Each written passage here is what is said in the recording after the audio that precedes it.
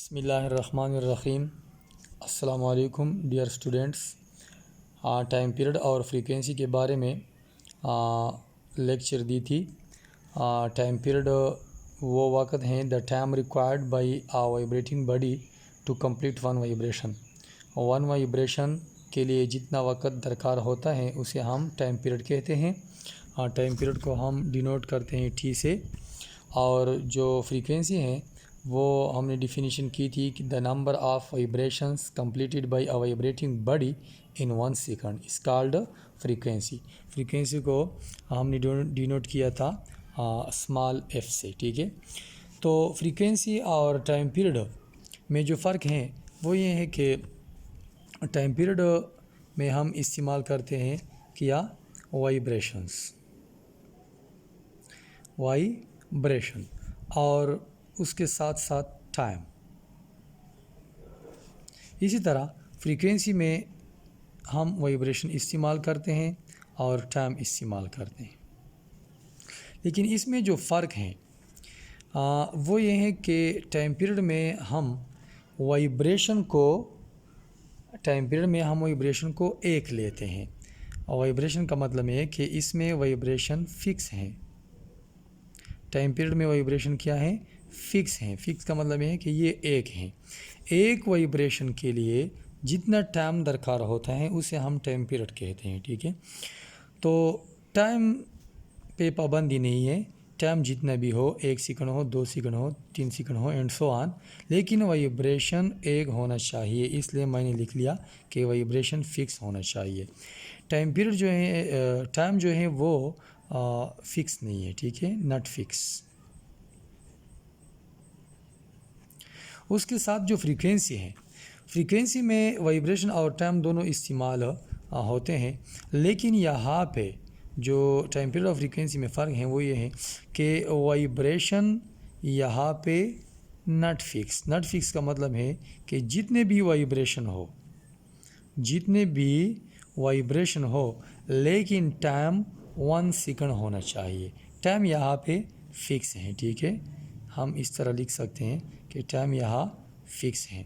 दोनों में आपको फ़र्क नज़र आता है कि टाइम जो है टाइम पीरियड में हम वाइब्रेशन फ़िक्स लेते हैं। फ़िक्स का मतलब है कि 1 वाइब्रेशन के लिए कितना वक़्त लगता है। ठीक है, या कितना वक़्त दरकार है 1 वाइब्रेशन के लिए। वाइब्रेशन फ़िक्स है, 1 होना चाहिए।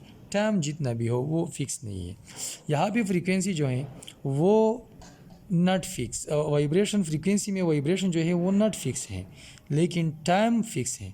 फिक्स का मतलब है कि यहाँ पे टाइम 1 सेकंड होना चाहिए। ठीक है, यहाँ पे 1 सेकंड और वाइब्रेशन जितना भी हो, 1 वाइब्रेशन हो, 2 वाइब्रेशन हो, 3 वाइब्रेशन हो एंड सो ऑन।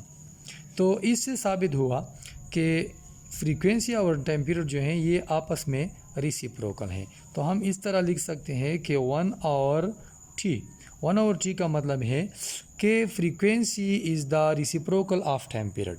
ये इक्वेशन हम इस तरह भी लिख सकते हैं कि टाइम पीरियड जो है ये रिसिप्रोकल है फ्रीक्वेंसी के।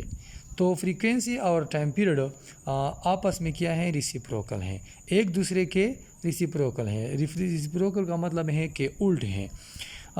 मतलब ये है कि यहाँ पे टाइम पीरियड में वाइब्रेशन फ़िक्स हैं, वहाँ पे वाइब्रेशन फ़िक्स नहीं है।